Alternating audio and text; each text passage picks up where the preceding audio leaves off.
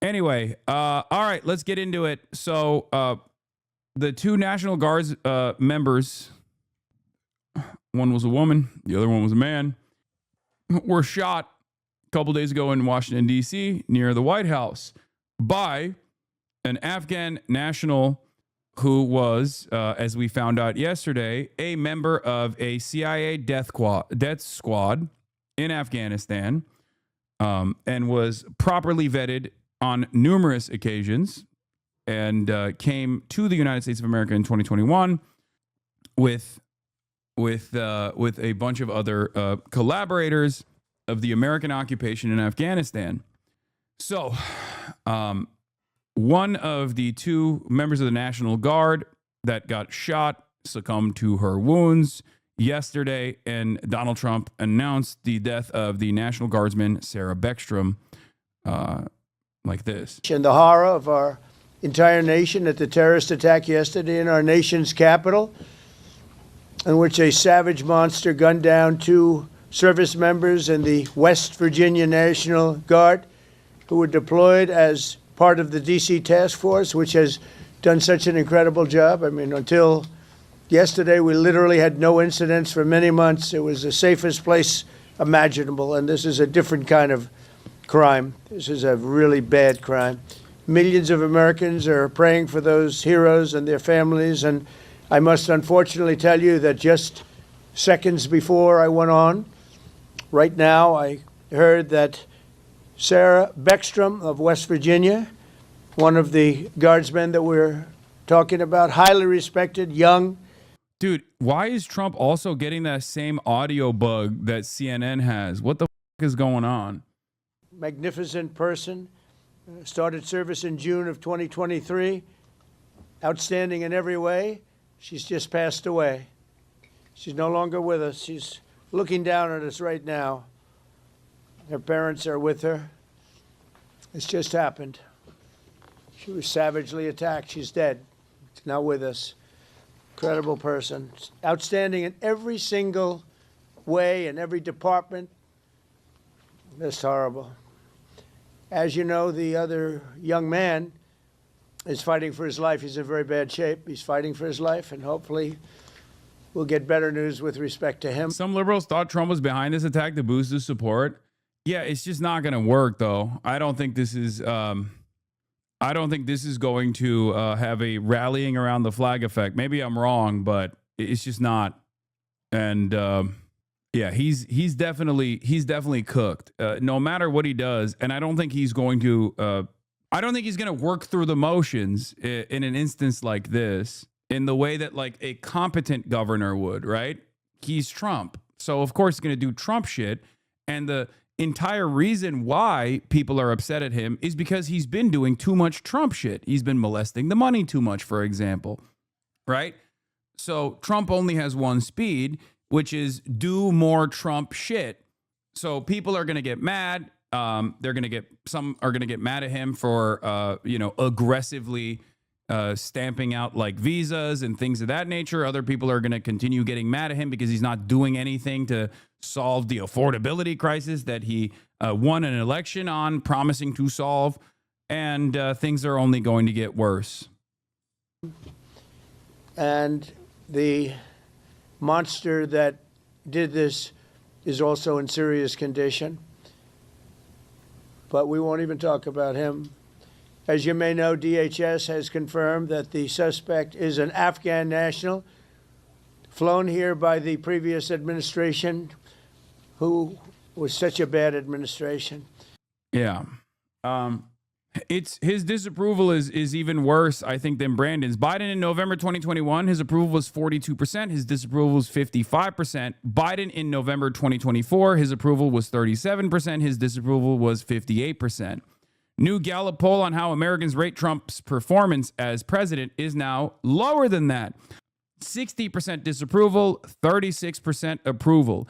36% was Biden's all-time worst approval in Gallup. His disapproval was still 2 points better, and that came in July 24th, right after he tanked the debate and was being pushed out of the race. Trump is now less popular than Brandon was at his lowest. As in, when Americans, after experiencing one and a half years of negative real wage growth, finally came to the fucking conclusion that Biden's brain was leaking out of his ears, and they were like, enough is enough. What the fuck are we doing here? That level of disapproval, and Trump is worse than that. This is not a coalition that can stand. Okay? This is not a coalition that can stand. It's so over. Trump sees that. He knows that. No matter how many sycophantic losers are surrounding him, constantly telling him shit is actually sweet, Mr. President, people love you. This is, George W. Bush leaving office numbers with independents and Democrats. Okay? And the Republican voters are the only thing that is keeping his approval rating at the level that it's at. Okay? Do you approve or disapprove of the way that Donald Trump is handling his job as president? We have to realize that some of these people are basically in a cult. Okay? Many of these people are basically in a cult where they're just like, nope. It's just no matter what he does, I still love him. This is reminiscent of the last Trump tenure. Okay? The last Trump term, he barely got below 80%. He barely got below 90%. And I don't think ever got below 80% in terms of approval from the Republicans. Okay? But fear not, because this doesn't actually mean that he has a tremendous amount of approval overall. Okay? Because self-identifying Republicans saying that Donald Trump is great doesn't necessarily mean anything when there's not enough self-identifying Republicans out there, okay? They make up a tiny fraction of American society. But on the independent side, he's at 25%, and on the Democrat side, obviously, he's at 3%, okay? How many dislike it because he's not awful enough? A very, very small number. That's an irrelevant number of people. Yeah. Asked whether he'd attend the funeral of the National Guard member killed in a D.C. attack, Trump didn't offer condolences, didn't acknowledge the family, didn't commit to showing up. He immediately pivoted to bragging about how popular he is in West Virginia, which is, again, more Trump, right? More Trump. This is how he is. It's one speed. And if you're seemingly winning on your agenda, then that's fine by the independents that also like certain parts of your agenda. But if you're loser and you're doing this, then people are going to be like, what the hell are you doing? Stages obviously here, but do you plan to attend Sarah's funeral? I haven't thought about it yet, but it certainly is something I could conceive of. I love West Virginia. You know, I mean, this guy didn't even talk about Charlie Kirk, right? He didn't even give a shit about Charlie Kirk enough. So much so that they couldn't even come up with like a competent singular message on the Charlie Kirk stuff, right? Very, very difficult for this man to offer condolences, like sincere condolences to some random National Guards member that he doesn't know about, doesn't give a shit about at all. He knew Charlie Kirk personally. He was homies with Charlie Kirk. Charlie Kirk did a lot for him, and he still was like, oh, the ballroom. West Virginia by one of the biggest margins of any president anywhere. And it's, you know, these are great people. I love the people of West Virginia. I love the people of our country. But I haven't given it any thought, but it sounds like something I could do, yeah. It's very raw. Anyway, this is actually kind of crazy given how he was expected to blow this wide open and making it a talking point, but it goes to show you he probably doesn't know / remember it happened, bro. This is proof he's lost it. Yeah, was the ballroom his now watch this drive Bush moment? Kind of. Just as though Bush did not give a shit about the war on terror, and that's why he said now watch this drive, cared more about golf, right? Yes, these clips that you're sending me, I already watched yesterday. I talked about this extensively yesterday. The background of the shooter, the background of the Afghan shooter, and how similar that was to another shooting that took place earlier this year by Jamal Wali, another Afghan mercenary brought to the U.S. after Kabul fell, who shot 2 cops in Virginia, in Fairfax, Virginia. Listen to the incredible rant he delivers before he snaps, then watch how smoothly he draws and racks his weapon. Obviously a professional killer at his wit's end. Yeah, he literally says, I should have joined the Taliban. That's what he literally said in the video. Incredibly sad and disturbing video depicting the violent end of an Afghan man who made the mistake of working for the special forces in the CIA. I should have served with the Taliban, he says, seconds before he draws on the cop. Yeah. But I don't get it. I thought the trans issue was going to be a real winner. I thought the trans issue was going to be a real mover and shaker. It's just so shocking to me because Trump keeps saying everybody's transgender, and he banned transgender athletes from participating in NCAA competitions, and yet people are still very upset at the way things are going. What is it? I thought it was actually undocumented migrants. I thought it was actually the migrants that were the problem here. I thought it was the trans people that were the problem here. What the happened? It turns out all of the mass apprehension of migrants is actually not solving any of the issues that many Americans were facing in terms of affordability, and neither did the trans thing. But that was the focus, right? You got your culture war. You won the culture war, right? You won the election. It turns out most people, by and large, don't give a about any of this stuff. They, as a matter of fact, the ones that do care about this stuff care about it in the opposite direction. The people that do care about this go, why are you harming trans people? The people that do care about this go, why are you black bagging and kidnapping my goddamn neighbors? And this is something that I will continue stressing over and over again. If you hear from anyone, whether they present themselves as centrist, whether they present themselves as apolitical, right-wing or far-right, if they spend any amount of time telling you that the culture war shit is the most relevant and most important thing that you have to focus on, you must understand that those people are unserious, and at best, they're delusional and they're stupid, and they've been duped themselves and they're trying to dupe you in the same way. Or at worst, they are cynical, okay? They are cynically advancing the culture war narrative because there is no real solution to the actual pain points, the actual pressure points that harm you, whether it be the affordability of healthcare, whether it be the affordability of housing, or whether it be the affordability of higher education, or better job prospects and better wages and better benefits. Those are the things that people actually care about, okay? That's it. That is what politics is supposed to be about. And yet there is this uniparty consensus on these issues. At most, you get marginal incremental change in the positive direction from the Democrats, and they never actually fulfill those promises anyway, right? They'll tell you, oh, no, we're going to fix this stuff. And slowly but surely, people come to those conclusions. You've already been there because you're in this community, right? And a lot of people for years and years yelled at myself and yelled at you guys for saying this stuff is not supposed to be a part of the negotiation. Okay? It's not. The real issues that matter is not about stopping transgender athletes from participating in collegiate athletics. That is ridiculous. And any amount of time that you're spending on this issue is a breath that you're wasting. Okay? This is something that I kept repeating over and over again. And I'm glad that, I'm not glad necessarily because I'm glad that people are finally coming to that conclusion. But I'm not happy about what it took for people to come to that conclusion, to arrive at that conclusion. Okay? I fear this won't matter. Americans have short memories. If Trump makes Republican lives better, they'll forget everything, the plan, and say it's past of the plan. I don't even know what you're trying to say there, but yes, you're right. Americans do have short memories, which is why I will continue to reiterate this position over and over again.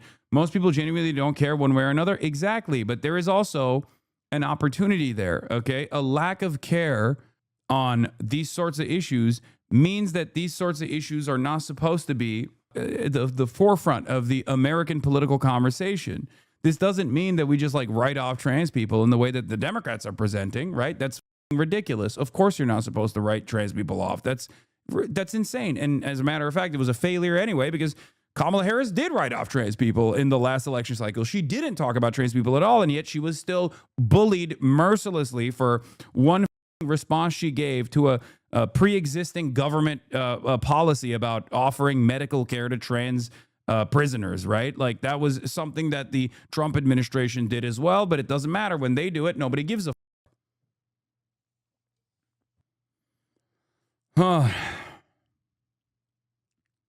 This was always my position.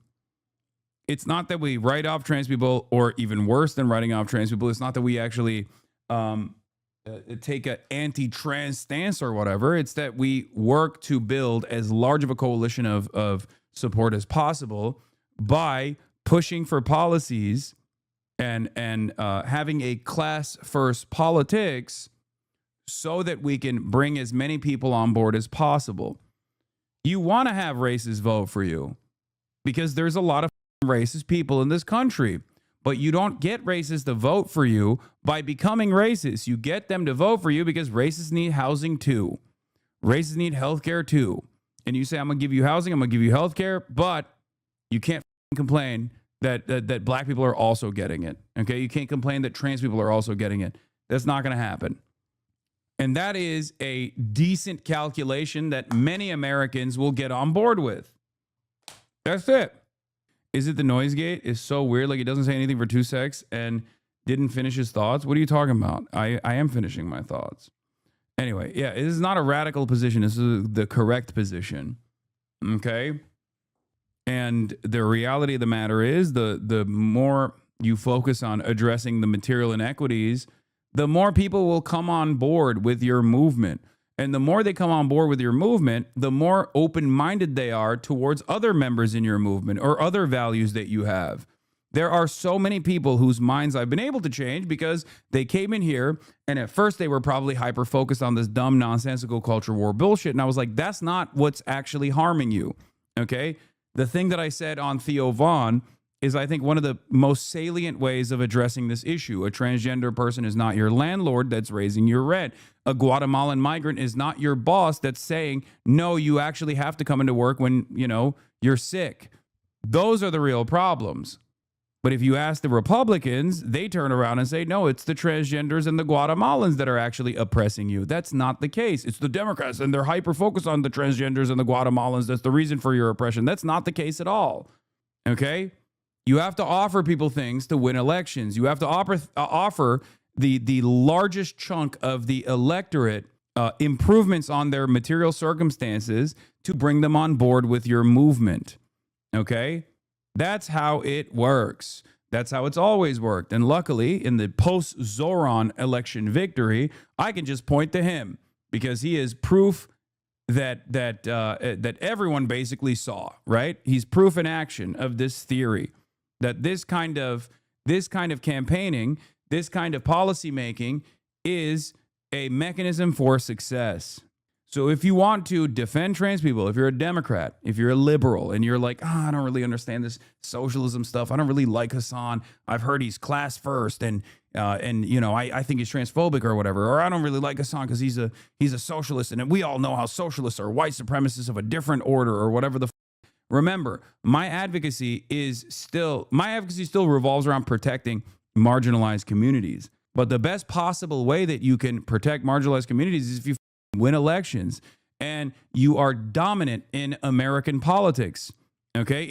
At least in the electoral structure that currently exists within the two-party duopoly that currently exists. So one of the two major parties that is supposed to engage in a defensive posture against marginalized communities and actually improve their civil liberties and their circumstances has to win elections so that the right flank doesn't come in and ruin their lives even further. And if you actually want to win those elections, you unironically need to offer everybody something, okay? And you need to make sure that you are earnestly communicating that you are going to improve people's lives. You are going to improve people's lives unconditionally, because no one's life gets improved when trans people are barred from competition at the NCAA. That's not improving anybody's life, right? Just as no one's life gets improved when they fire off a clip about their least favorite political commentator on Twitch. Your life is not improving. You just get a moment of satisfaction and maybe some props from this like community that you're participating in, but you didn't actually improve your life in any meaningful capacity.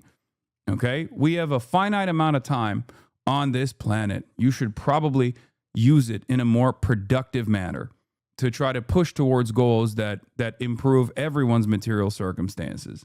How is this any different than Ezra Klein's bad take? Great question. Ezra Klein actually thinks the best possible way is through incremental gains on the material improvements, while simultaneously taking a right-wing, oftentimes reactionary position on social issues. I'm not saying you should take a reactionary position on social issues. I'm saying that social issues should not even be a point of contention in your campaigning. It should not even be brought up. Any moment that you're engaging in the culture war is a moment that you're most likely going to lose, because culture war issues are created specifically by Republicans and focus tested endlessly in an effort to be as appealing as possible to the broadest base of support. The transgender bathroom bill was an abject failure for the Republicans in North Carolina. There was tremendous pushback. Donald Trump was pro-trans at the time in 2016 when he first ran for president. And he even said North Carolina is up. So what did these groups do? They went back to the drawing board and figured out that the best possible way to engage in the anti-trans conversation was not by saying, oh, they can't go and piss in the bathroom for their actual gender, right? We need to figure out a new way to be anti-trans. And the new way that they figured out was, and they focus tested this endlessly, right? The new way was sports and children. Americans believe that sports is probably the last bastion of meritocracy, okay? Where people who are truly and uniquely gifted end up winning. And if you tie trans identity to something that most people don't understand but don't necessarily care about, right? If you tie trans identity to like a sinister way of faking being trans because you want to win the high school swim meet, all of a sudden Americans were actually 80-20 on the opposite side, where they were like, yeah, that is true. Trans people are ruining the meritocracy in sports. I hate that. I don't fully understand what they're doing, but now I feel like they're sinister. And the other side of it is, of course, protecting children. They very cynically claim that trans people or trans existence was somehow harmful to children. It was a disgusting thing made up mostly by pedophiles when they kept saying this like weird group of people that you don't fully understand that breaks the gender binary, and the way that you were taught is actually also harmful to children, and it bricked a lot of people's brains. It was a successful form of counter messaging against trans existence. That doesn't mean that you should lean into that. That means you should counter message against that all the time as though you are campaigning year round in the same way that Republicans do. But having said that, that shouldn't be the main fixture of your campaigning, because at the end of the day, trans people are a tiny, minuscule percentage of the American public. Okay? If your campaigning revolves around any issue that only pertains to 1% of the American public, that's not the most effective campaign strategy. Okay? It's not. This doesn't mean cast aside transgender issues or cast aside transgender people in the way that Ezra Klein is suggesting, right? It just simply means bring everyone on board through a real improvement in their material circumstances. And that's precisely what Zoran did. There was never a moment where Zoran was anti-trans. He never actually conceded on that point at all, but that never actually got brought up at all. Why did that never get brought up? Because his campaign was centered around affordability. Black and brown people know that if white men didn't want to do this, it would not be a conversation. The message of patriarchy, the nuclear family, etc., and it comes out grows. Ultimately, you don't have to do any concessions on this stuff at all, especially if you're offering people something. Democrats offer people nothing, and then every now and then, at least from an aesthetic perspective, will just yell at you and say, oh, you're being not woke. They look smarmy, they look out of touch, they look elitist, and even for the identities that they're seemingly defending, they look fake, right? This is this community has a shit ton of trans people in it, and if I were to ask my trans chatters, do you think the Democrats actually care about you? I think they would in unison say, oh, no. There was no transgender spokesperson at the DNC. Kamala Harris barely ever talked about trans issues. We all know that they don't give a shit. And now they're entertaining the notion of actually becoming transphobic as an outward message, assuming that is going to somehow win people back to the Democratic Party. No, if you are the left flank party in the current duopoly, if you're the left flank major party, you will never win. You will never be able to outflank the Republicans on bigotry. Okay, they own bigotry. That's the whole thing that they do. That is their space. Why the do you think you can convince people that you are actually more bigoted than they are? That's their whole shtick. Push for issues that you know you can win on. It's stupid. Same goes for anti-immigrant sentiment. Same goes for Kamala Harris saying she's going to have the most lethal military of all time. Okay, same goes for the Democrats being like, no, you don't understand. We love the police. We want to hug and kiss the police. We want to give them more weapons. We want to give them more tanks. It's dumb. Okay? That's why, what do I always say? Make the police do their jobs, okay? They're dog shit at their jobs. Make them do their jobs, okay? That's it. Actually be a presence for law and order and not lawlessness and disorder in black and brown communities that you operate in. Do your job, please. Shot just blocks away from the White House, now deadly. President Trump announcing 20-year-old Army Specialist Sarah Beckstrom has died of her injuries. She's just passed away. She's no longer with us. Beckstrom's father posting on Facebook, quote, "My baby girl has passed to glory." The president saying the other wounded West Virginia Guardsman, Air Force Staff Sergeant Andrew Wolf, is fighting for his life. Their families' lives are all changed forever because one person decided to do this horrific and evil thing. And this morning, chilling images obtained by the Wall Street Journal from an eyewitness showing the moments after those shots rang out. A frantic gun battle outside a metro station in the heart of the nation's capital. And new details now emerging about the lone suspect, 29-year-old Ramanullah Lakanwal, an Afghan national who officials say drove cross-country from his home in Washington state to carry out the targeted attack. Lakanwal immigrating to the U.S. in 2021 under a Biden-era program evacuating Afghan refugees during the chaotic withdrawal of U.S. forces. Sources tell ABC News he was formally granted asylum this April under the Trump administration. The president growing angry when asked why the suspect was granted asylum. When it comes to asylum, when they're flown in, it's very hard to get them out. No matter how you want to do it, it's very hard to get them out. But we're going to be getting them all out now. Sources familiar with the investigation say Lakanwal was a highly trained and trusted member of an elite Afghan counterterrorism force called the Zero Units, partnering with U.S. Special Forces and the CIA during the war in Afghanistan. The FBI now investigating the attack as a possible act of terrorism, executing search warrants at the suspect's home in Bellingham, Washington, where he lived with his wife and 5 children. During that process, we seized numerous electronic devices to include cell phones, laptops, iPads, and other material that is being analyzed as we speak. The suspect now facing several charges, including assault with intent to kill. D.C. U.S. Attorney Jeanine Pirro saying he's now likely to face murder charges. And President Trump has responded to this attack by ordering what he calls a re-examination of all Afghans who came to the U.S. after the withdrawal of American forces from that country. It's unclear how that would work logistically. Also, U.S. Citizenship and Immigration Services now announcing they are halting the processing of all immigration requests for all Afghans indefinitely.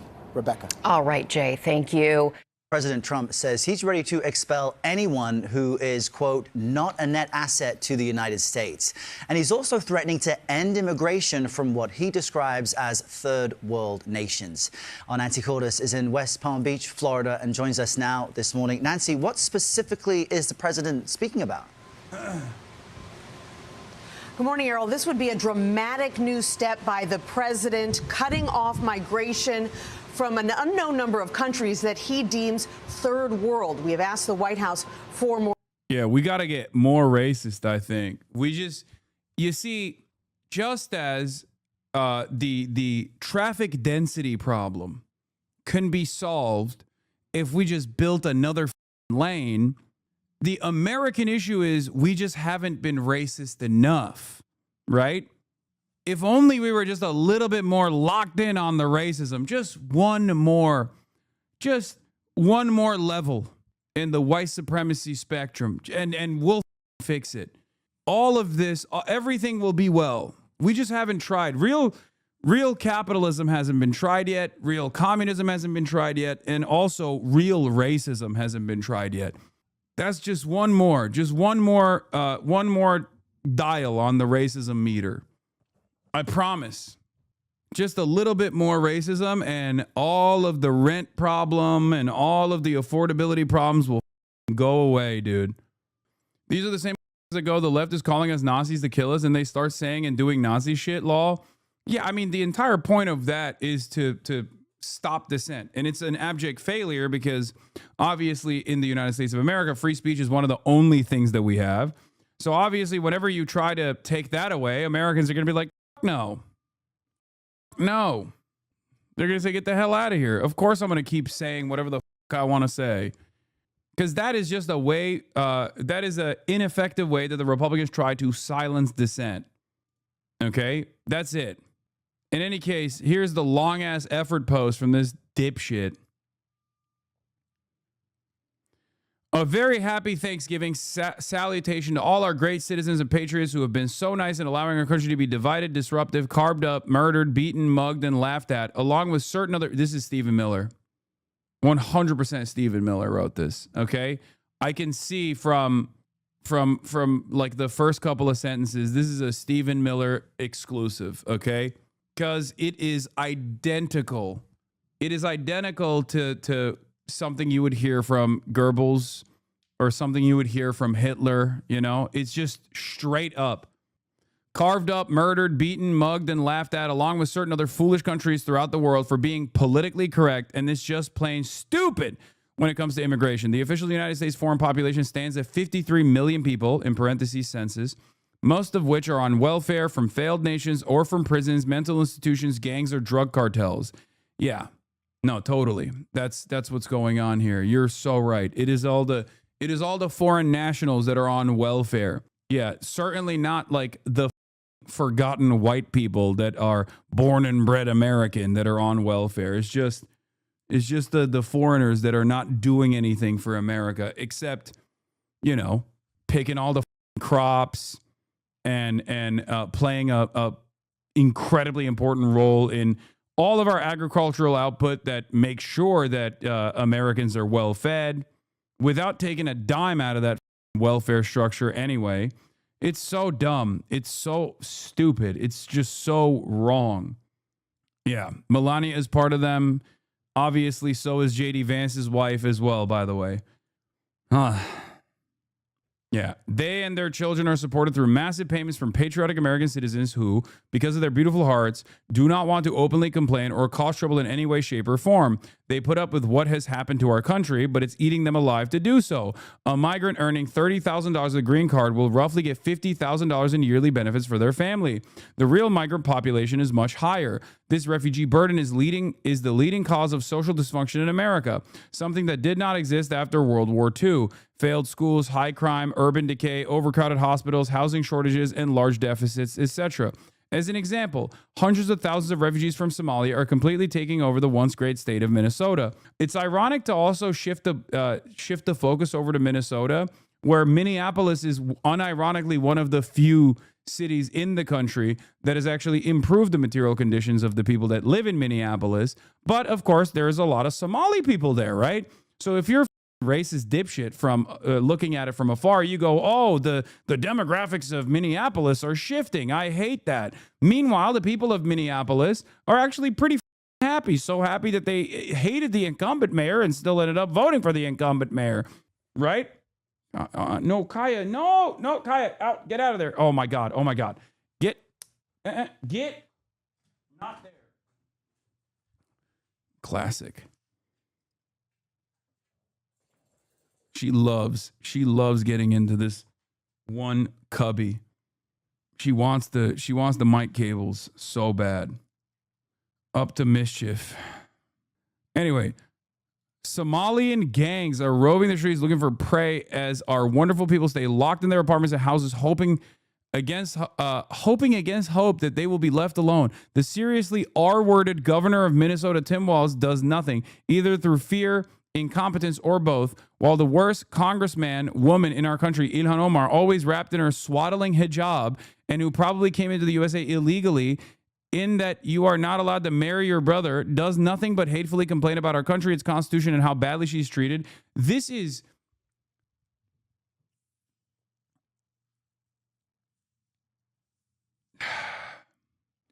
This has 400,000 likes.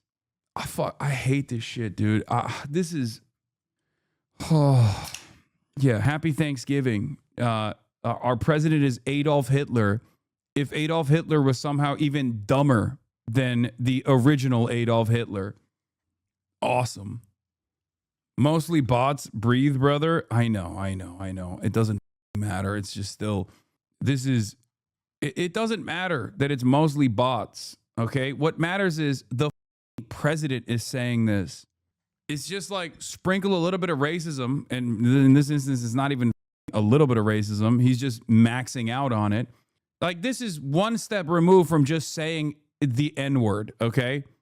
Saying that like black people have overtaken, while also referencing black people as you know, the N-word in this country. They have roving gangs of thugs coming from Africa. Jesus Christ, dude. It's literally one step removed. And for many Americans, I think they need to hear that to actually come to terms with how racist this statement is. Somali people are the same as anybody else, okay? They have the same exact class interests. They're not coming into the United States of America to look for prey. This is psychotic. Jesus Christ, dude. Why many word when they only wanted to say one? Yeah. They're literally saying they want him to be a fascist. I'm ready for President Trump to actually be a little more like the fascist dictator the Democrats lie about. Crush this invasion and color revolution with an iron fist, no mercy. Yeah. I mean, yeah, they're saying, I mean, they've been saying this. These guys are, I don't know why we're acting as though they're like now coming to terms, right? The post gets worse. What? I meant the Trump one. It gets worse? Oh, Ilhan Omar. He continues on with Ilhan Omar, but hatefully complain about our country, constitution, and how badly she is treated when her place of origin is a decadent, backward, and crime-ridden nation, which is essentially not even a country for lack of government, military, police, schools, etc. Even as we have progressed technologically, immigration policies eroded those gains and living conditions for many. I will permanently pause migration from all third world countries to allow the U.S. system to fully recover, terminate all the millions of Biden illegal admissions, including those signed by Sleepy Joe Biden's auto pen, and remove anyone who is not a net asset to the United States or is incapable of loving our country, end all federal benefits and subsidies to non-citizens of our country, denaturalize migrants who undermine domestic tranquility, and deport any foreign national who is a public charge, security risk, or non-compatible with Western civilization. What the fuck does this mean? These goals will be pursued with the aim of achieving a major reduction in illegal and disruptive populations, including those admitted through an unauthorized and illegal auto pen approval process. Only reverse migration can fully cure the situation. Other than that, happy Thanksgiving to all, except those that hate, steal, murder, and destroy everything that America stands for. You won't be here for long. Yeah, this is a Stephen Miller rant, 100%. Donald Trump is not capable of crafting this many words together. And also, you can see the anger and resentment. Remigration is obviously a European fascist concept, by the way. Yeah, is a far-right concept originally from Europe of ethnic cleansing via the mass deportation. Remigration is it was utilized by the AfD in Germany, or is being utilized by the AfD in Germany. It just means like remigration is just deportation. It's just a European way of saying deportation. Oh. I think you're cooked. Me? Why? I'm an American citizen. You can suck my dick if you think I'm getting deported out of this country. Yeah. By the time, as I've said over and over again, by the time it gets to someone like myself being denaturalized, it's over for America has shifted so dramatically. I'm not saying that it's not. I'm not saying that that's not like a ambition from this administration. But if they're coming after like a rich Twitch streamer with a massive fan base who is an American citizen, born American, natural born U.S. citizen, that means they've gone over so many more vulnerable populations at this point. Because I'm not a naturalized citizen. I'm a natural born U.S. citizen. People aren't focused enough on the word denaturalized here. The president says he will revoke the citizenship of Americans who weren't born here if he and Stephen Miller decide they need to go. Denaturalization is a rare and legally difficult process that Miller and white nationalists like Nick Fuentes have been pushing to supercharge the process for years now. But as Trump makes clear by citing the number 53 million, which includes foreign-born citizens, any American who wasn't born here is now, at least in the eyes of the government, at risk of deportation. He's right. I don't think they're going to get away with this. I think they are far too unpopular. I'll just say it like this. I think they are far too unpopular to try to unleash an agenda like this. And no, you might get mad at me for saying this, but I do not believe that Americans are this racist, or at least enough Americans are this racist. Okay? Are there Americans that are this racist? Yes, absolutely. There are. But look to how quickly people snap back to reality when the mass deportation initiatives came to their neighborhoods. Okay? You have to do, what do I always say? Americans are too disorganized and too invested in their treats to actually be a part of a serious, disciplined fascist movement. Then you need to do reading to get to that level of racism. Okay? They're just like normal races for the most part. The average American might have values that resemble the neo-Nazi in another country, but they're not well-read enough to act out on those ambitions. They're not disciplined enough. They don't care enough. You do not have a mass, ideologically committed fascist movement in this country. This is basically trying to. This is a statement by Stephen Miller in the direction of a mass ideologically coherent and ideologically organized loyal movement that does not exist. Okay? If he had actually spent the first half of a year on fixing the underlying material inequities or something and offering some crumbs that would obviously harm the interests of capital, and then he moved in this direction, we would be in this would be a far greater concern. Okay? We're not there, and there is no loyalty beyond a cult-like cult-like level of support for Donald Trump from the base that is withering away. Okay? Yeah, Americans can still get a decent meal at Applebee's. They can enjoy the treats. We're not a country full of PTSD-riddled World War I soldiers who experience insane hyperinflation and are mad that they're not getting their pensions or adequate medical care. Even though there are plenty of people who are, PTSD addled veterans that aren't getting that medical care. By and large, Americans are still, they're still outside of that equation. If you're a legal immigrant or the children of legal immigrants, they're coming for you too. It doesn't matter if you're a U.S. citizen. It doesn't matter if you were born here. No one is safe. This is the agenda of the far right. Yeah. The Department of Homeland Security also posted the stakes have never been higher and the goal has never been more clear. Remigration now. These guys are so stupid, dude. Even though morally ambiguous, America might be better off with some sort of serious expulsion mechanism. The fuck are you talking about, dude? One of the few redeeming qualities of the United States of America is the fact that immigrants have actually made this country the dominant power that it is, whether it be the brain drain or whether it be the rich tapestry of cultures. It's so stupid. We got a couple things going for us, okay? Our diversity, our free speech, or at least the that still obviously has limitations, but the free speech that kind of exists, okay, and due process. And Donald Trump is trying to tackle all three. It's so stupid, especially because there is no real problem here. Do you understand? If there was, okay, I will say it like this. I will concede on this point. If there was a significant issue with migrants coming into the United States of America and actually doing harm, like killing people on the streets, preying on the vulnerable, trying to create roving gangs that are looking for white women to rape and behead or whatever the these psychopaths believe, then yeah, that's a little bit more reasonable. In that situation, if that racist fantasy was reality, then yeah, there is a lot more reason to unironically say, hey, we got to put these guys in jail. What the fuck are we doing? Or maybe even dispose of them or remove these people from the American national boundaries. This is a significant burden.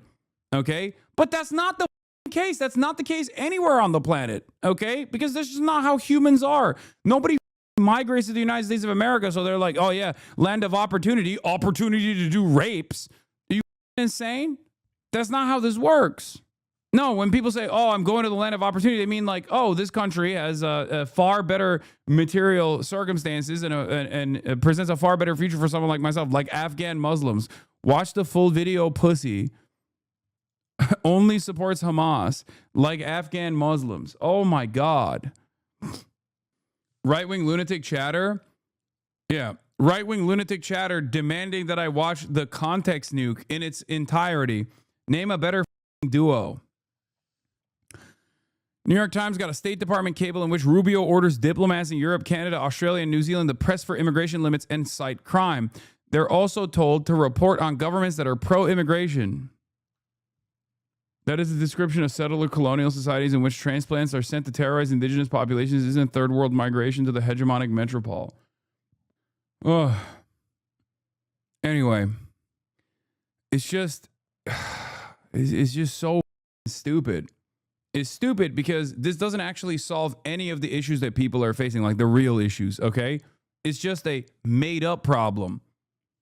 And the more people refuse to solve the real problems, the more they lean into this made-up problem, okay? And here we are. I cannot believe it. I can't believe how psychotic this is. This is insane. The Trump administration is arresting the wives and husbands of U.S. citizens when they show up for their green card interviews, even though they entered legally and have no criminal record. So much for family values, says Nicholas Kristof, New York Times columnist, author. Elon is cheering this on, of course. You are absolutely right in response to Donald Trump. This is a literal life or death issue. They will kill us all. This is what the hogs got out of that post. Trump officially gave us the R word back. Nice, dude. Did you see that Pauline Hanson used a clip of you reacting to her shitty movie trailer for a post promoting it? What? I don't know who the fuck that is, and I don't care. Anyway, just we're all systems go on the enshittification. It's just like everything that the American government has done that's like awful and bad and cruel, we're just leaning into, okay? Oh, the cruelty is what you want, right? People are like, no, we want affordability. We want affordability. And the administration goes, oh, you mean you want more cruelty, more senseless cruelty, more murder in Latin America and more cruelty to your neighbors. That's what you mean, right? And it's like, no, we want affordability. He's like, nah, actually, no, we want more cruelty. That's what you want. I'm going to give it to you. It doesn't matter what you want. More blood for the blood god. New Indiana Senate Republican Mike Bohacek, whose daughter has Down syndrome, says he's a no on redistricting, citing Trump's slur. Many of you asked my position on redistricting. I've been an unapologetic advocate for people with intellectual disabilities since the birth of my second daughter. Those of you that don't know me or my family might not know that my daughter has Down syndrome. This is not the first time our president has used these insulting and derogatory references, and his choices of words have consequences. I will be voting no on redistricting. Perhaps he can use the next 10 months to convince voters that his policies and behavior deserve a congressional majority. Wow, that's crazy. I don't think people realize what has happened. We are officially at war with Islam. Islam declared war on U.S. service members on U.S. soil. Secretary of War should respond by ordering military-style raids on every single mosque in America in a joint operation with the Department of Homeland Security to mass deport every single non-citizen Muslim in our country. We are at war with Islam. U.S. soldiers are being murdered on American soil by Muslims who are killing in the name of Islam. Americans should prepare accordingly. Buy ammo. This is just the beginning. And no, this isn't hyperbole. Over 72,000 Afghan immigrants were airdropped all over the U.S. in 2021. They are ticking time bombs waiting to explode. We must prepare to combat these enemy combatants who are likely planning more ambush-style attacks of jihad on service members and innocent Americans. Every devout Muslim is a foot soldier in Islam. The Trump administration should respond accordingly. This is where you get, by the way, when you think Islamophobia is permissible. And Islamophobia is institutionally permissible. So, of course, the most rabid sociopaths are basically going to take it to this level, okay? Especially because this is a very pro-Israel sentiment. Every single moment that Americans are predisposed with this like radical Islam taking root in America is a moment where they don't give a shit that Israel is like killing Palestinians. A moment that they don't give a shit where Israel is taking all their tax dollars to go kill Palestinians. Meanwhile, this kind of sentiment replace the word Muslim with Jew, and you get Adolf Hitler, right? See, this is why 90% of the people won't hear about the facts you covered yesterday. I don't think so. What a lunatic Laura Loomer is. Jesus Christ. This is exactly this is hysterical. This is psychotic. She is an absolute psychopath. 19K likes is terrifying? No, this is just Elon's Twitter, dude. I mean, Donald Trump's racist screeds got 400,000 likes if you want to talk about the likes. Anyway. Oh. Yeah, this is the most terrifying racialized screed I've read in a while. And I'm sure dipshits will say, based. This is based. He's going to save America based. And many of their stupid neck-bearded supporters will also go along with it. Meanwhile, yeah, holy based. Meanwhile, the actual material harm that they're experiencing is not being solved because of their inability to realize that Trump is actually doing this as a distraction for them. Okay? Everyone's a dumbass. Anyone that eats this goddamn bait is an absolute moron. I don't know. This is so psychotic. Yeah, meanwhile, Donald Trump is now facing the lowest approval rating of his second term, 36%, lower than Joe Biden at his lowest, and his response has been to unleash some of the most openly racist, nativistic rhetoric of his presidency, blaming immigrants for nearly every problem in American life. In a Thanksgiving Truth Social post, Trump claimed most of the 53 million immigrants are on welfare and the refugee burden is the leading cause of social dysfunction in America. Failed schools, high crime, urban decay, overcrowded hospitals, housing shortages, and large deficits. He claimed Somalis are taking over Minnesota and declared a pause to migration from all third world countries while vowing to denaturalize green card holders who aren't sufficiently loyal. In a segment on CNN, Tia Mitchell of the Atlanta Journal-Constitution said the White House sees this as the only thing he has to counteract all these concerns people are raising about why his approval levels are so low. They're worried about the cost of goods, safety, housing, healthcare, and he's not addressing that directly. She said people's healthcare issues aren't being resolved with the crackdowns at the southern border and the anti-immigration policies. Where have you heard that statement before? I've been saying that. This is very much in line with the way that the president and people in his administration, people like Stephen Miller, have been talking about immigration. President Trump, in his remarks on Wednesday night, brought up Somalia. That is not an accident. That is something that the president has been focused on recently and that he is emphasizing. You look at refugee policies where the White House wants to bring in white people from South Africa who they say are being persecuted. They don't want to bring in other refugees. The refugee program has been severely restricted under the Trump administration already. So in a lot of ways, this is a terrible event that has given them sort of a peg to do a lot of the things that they were already doing or wanted to do. And it does come at a time when the president's approval ratings are in a really bad place, including on immigration. But this is a realm of immigration where he has had more traction than some of the other areas. And speaking of the refugee issue, this is what he said in a couple of late night posts last night. Right before midnight, he put out these posts here on Thanksgiving night. He said, this refugee burden is the leading cause of social dysfunction in America, something that did not exist after World War II. Failed schools, high crime, urban decay, overcrowded hospitals, housing shortages, and large deficits. He's very clear where he's going with this. Well, I like the way that Tamara put it. It is something they want to do. It's a long-term project. This administration, with the 4 years it has been given by voters, wants to transform the immigration system, one, so there's a larger deportation force, so that immigration courts are seen as deportation courts, as they call them. They're doing more hiring right now to make that happen. They're trying to build the capacity for mass deportation because it wasn't there in the first term. You've covered this. So many things that they're doing right now are taking the lessons of the first term where they were stymied by a court or stopped by a court, going to a more favorable court this time, a point with We saw this with the Muslim ban. It was a 5-4 decision that upheld the president. That's a 6-3 conservative court now. So they like their odds, but there is a long-term strategy here. But what are the political risks of it? For Trump, he's not on the ballot again. For Republicans, we already saw them lose ground with Asian American and Arab American voters in Virginia and New Jersey. Just huge shifts back away from the Republican Party. This is not the Republican agenda that won Dearborn, let's say, in the last election. This is more like what he wanted to do in the first place. And voters don't get a veto on this. It's going to be fought out in the courts. In Congress, look, final point I'll make is why was it easier for some Afghans to get here if they cooperate with the Americans in the war? It was bipartisan vote of Congress that made the Allies Act.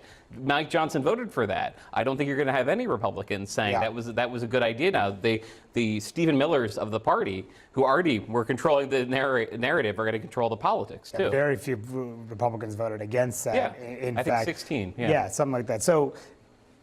Part of this post, there were just a number of things that are eyebrow-raising, to say the very least. This is what he said he said, refugees from Somalia are completely taking over the once great state of Minnesota. He said that there are Somalian gangs looking for prey. As he said, people are staying locked in their apartments. He called the governor of Minnesota, Tim Walz, quote, seriously retarded.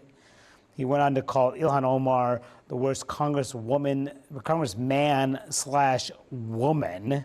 He ridiculed her for wearing a hijab, and she said that question about whether she's in the country illegally. Yeah, a lot of that is problematic. It's racist. I was just going to say it's rooted in racism and xenophobia. Yeah. A little bit of misogyny possibly in there, or sexism in there as well.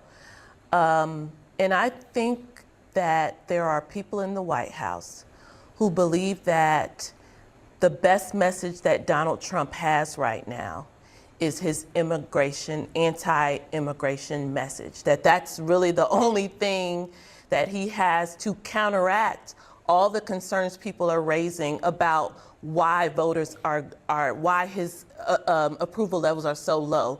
They're worried about the cost of goods. They're worried about safety. Yes. They're worried about the cost of housing. Did Trump just alt? Yes, he did. He alted for sure. He's blowing his load over full tilt fascism. They're worried about health care. And he's not addressing much of that directly, but what he is doing is saying indirectly, the immigrants in the U.S. are causing or contributing to all those problems. I don't know if that's going to work with the American people, because they've seen the immigration crackdowns, but they also have seen that grocery prices aren't going down as a result. Their health care issues aren't being resolved, even with the crackdowns at the southern border. So yes, he can do more on immigration, but I don't know if that's going to address what American voters really expect him to be working on. Or trust me, somehow it will work because Americans are very racist. I don't think so. I mean, yeah, there are a lot of racist Americans, but I don't think most Americans are that racist. Okay? America is far too diverse for Americans broadly to be that racist. And you didn't trust me when I told you the immigration stuff was going to backfire. So trust me on this. Okay? If Americans were that racist and this was the most important part of his agenda, then they would have been perfectly fine with Donald Trump implementing his anti-immigrant agenda. Why did Donald Trump experience record low disapprovals by this point in his term? Why is Donald Trump seen as morally repugnant? Why is Donald Trump's attitude? Why is Donald Trump's policies on immigration being negatively received? Why is Donald Trump's policies on immigration now being negatively received by the population? It's because Americans conceptualize legislation, but when that legislation is implemented, especially on the right, and they start experiencing the impact and the outcome of said legislation, they immediately go, no, this is not what I was talking about. I didn't realize this is what it was going to look like. And I told you this before the election. I told you that eventually, once the Gestapo start kidnapping people, that Americans were very quickly going to turn around and say, yeah, we didn't like this at all, actually. Now, we can have a conversation on whether or not that's too late, too little, too late, sure. But ultimately, that means that Americans are not actually on board with this level of mass deportation at all. They don't like seeing the wives and husbands of American citizens get kidnapped at their green card meetings, okay? At their green card at their green card appointments. Who the wants that? Because that's what mass deportation looks like. Do you understand? If Americans were really horny for this level of violence towards random migrants, then Donald Trump's then Donald Trump would still be killing it on the immigration front. He would still have overwhelming numbers on the immigration front because he's been following through on that, right? So one must ask the question, why, especially in places where ICE is doing raids?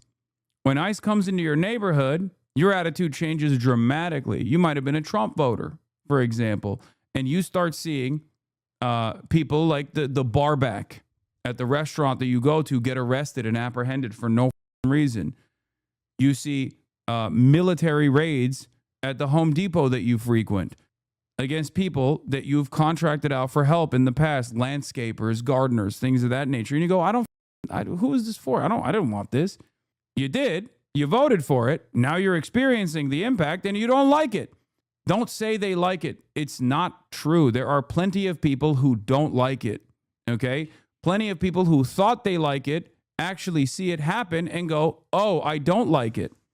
It's no different than that one Republican congressperson who was like, I love Donald Trump, but then he said the R word and my second daughter has Down syndrome and it turns out I actually don't like Trump now. Do you not understand? And Trump's disapproval proves that. Okay? The discontent proves that people don't like it.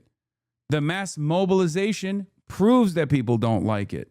The No Kings rallies is another clear-cut example that people don't like it. They're mobilizing. They're taking it to the streets.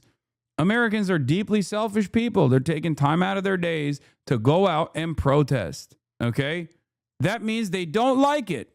And you cannot continue this agenda without mass approval. You cannot continue this agenda with mass disapproval, especially when that disapproval will only grow. If Donald Trump was killing it and he had no concerns about his base recognizing that he's not doing shit on affordability, he wouldn't bring Zohran Mamdani into the White House and sit by his side and act all chummy and even defend him against contentious questions in by the press pool, right?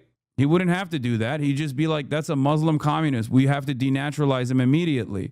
Because what Trump is saying only a week after that Zohran Mamdani meeting is that Zohran Mamdani should be deported. So which is it?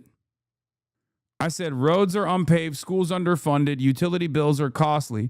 Half your paycheck subsidizes your landlord's lifestyle. You have no real job prospects. Your health insurance premiums are insanely high. Immigrants are not the reason for this. Trump and his rich buddies are. And that's just the truth, and I will continue saying it. And I think there is an unprecedented opportunity to make Americans recognize that now. Because the guy that they voted for is not delivering on this. Approval ratings mean nothing to these people. I don't even know why it's discussed on the news. It means nothing to maybe the MAGA cult, but it means something to us. It means that people are experiencing disapproval. And specifically on the issue of immigration, okay? That's what's very consequential here, because if Americans were broadly in support of Donald Trump's attitudes on immigration, okay, 90% of Democrats disapprove of Trump on immigration. 66% of independents disapprove on Trump's attitudes on immigration. 81% of Republicans approve of Donald Trump's policies on immigration. But you cannot continue your agenda with just the Republicans, okay? You can't. That's why his overall disapproval on immigration, which was his most successful policy, was mass deportation, ran on mass deportation, is sitting at 57% disapproval right now. That's it. Raffle, this guy is R-worded as hell yeah, brother. You're right. I'm definitely the one experiencing an issue with his mental faculties and not the president and not the dumb that supports this president. Jesus Christ. I said Raffle. What year is this? I mean, that's the most like sweaty 45-year-old loser you've ever seen. Anyway, this is a textbook war crime extrajudicial killing. Hexeth order on first Caribbean boat strike. Officials say killed them all. 2 survivors were clinging on to the smoldering wreck. The Special Operations Commander overseeing the September 2nd attack ordered a second strike to comply with Hexeth's instructions. It's unfathomable that the USG lawyers were signed up on a no survivors boat strike, no get out of jail free card. There's a clear precedent dating back to World War II trial of the Germans for that very act, which lawyers know very well, the Pelleas World War II war crimes trial. Who is going to stop America? That's the question. And when there is no one that's willing to even entertain the notion that America is responsible for a metric ton of war crimes, they just get away with doing this shit. Even Americans and Nazis pulled each other out of the sea. What the are we doing? Yeah, well, America is slowly but surely moving in the direction of a super Nazi style of governance, it seems.